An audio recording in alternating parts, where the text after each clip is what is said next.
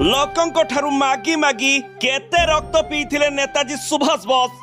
नेताजी सुभाष चंद्र बोस जहांको ना सुनिले भयरे थरी उठुथिले इंग्रेज सरकार। महात्मा गांधी ए जातिर पिता हेले, सुभाष चंद्र बोस से जातिर भीष्म पितामह। से दिन एडल्फ हिटलर को भी चकमा देई मुंड नुआइबा पई बाध्य करथिले नेताजी सुभाष बोस।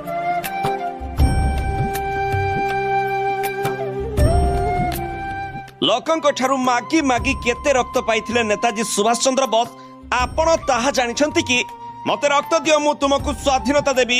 एहा थिला आजाद हिंद फौज उद्देश्य रे सुभाष बोस को सही नारा जहाकू अनुसरण करी कोटी कोटी स्वाधीनता संग्रामी स्वाधीनता लड़ाई रे लंफ प्रदान करथिले।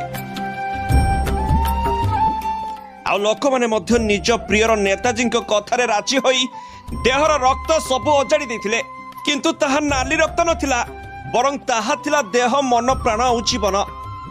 सेदिन एक सभारे इंग्रेज सरकार विरुद्ध रे लड़ाई करबा पई लोक माननकु सहायता मागिथिले नेताजी। आ नेताजी कथारे सेठारे थिबा मां और महिला माने निज देहरु सब सुवर्ण अलंकार काढी सेठी गदा करि दैथिले।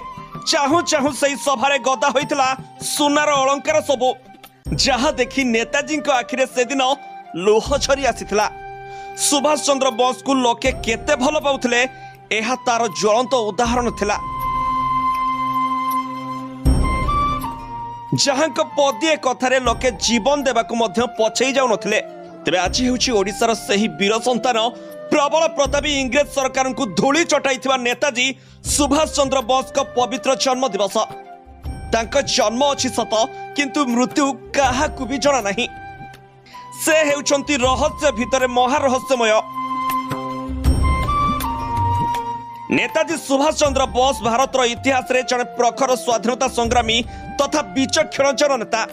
नेताजी भारत एमिति जने वीरपुत्र थिले जे जी देश को स्वाधीनता करने को ब्रिटिश मानक सह मुहामुही लड़िबा को स्थिर करथिले। एथिपई से अनेक समस्यार सम्मुखीन होई शेषरे आजाद हिंद फौज गठन करी ब्रिटिश मानक विरोध में लड़िबा को स्वर उठाइथिले।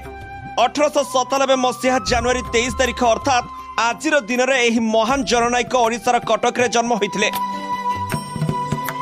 से महात्मा गांधी अहिंसा नीति रे विश्वास न करी इंग्रेज सरकार सह मुहामुही युद्ध करने को निष्पत्ति नहीं।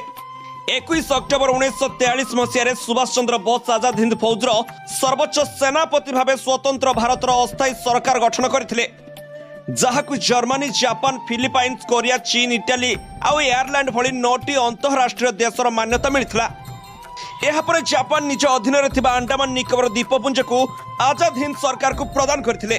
एही सरकार अंडमान को शहीद व निकोबर को स्वराज द्वीप नामित करी 30 डिसेंबर 1943 रे प्रथम थर पय स्वतंत्र भारतर पताका उत्तोलन करथिले। तेणु भारत स्वाधीनता पाइबा आगुरु भारतर स्वाधीनता घोषणा करथिबा नेता हेउचंती सुभाष चंद्र बोस। 1944 मसीहा फेब्रुआरी रे नेताजी नेतृत्व में आजाद हिंद सरकार कोहिमा पल्ले भली किछि भारतीय प्रवेश उपरे आक्रमण करी इंग्रेज मानक कबलरू मुक्त करा जायथिला। एहापरे भारत को पूर्ण स्वाधीनता देबा पई नेताजी सुभाष चंद्र बोस डाक देथिले जे दिल्ली चलो। तेणु नेताजी ना सुनिले इंग्रेज सरकार मध्य भयरे थरी उठुथिले। आजाद हिंद फौजर अदम्य साहस आगरे इंग्रेज सरकार हार मानिबाकू बसिथिले। हेले दुर्भाग्यवशतः शेषरे युद्धर बाजी पलटि जाइथिला। द्वितीय विश्व युद्ध रे जापान रो पराजय परे हार मानिथिला जर्मनी। आउ एभली स्थिति रे आजाद हिंद फौज को छाड़ी सुभाष चंद्र बोस को टोकियो को फेरिबाकू पड़िथिला।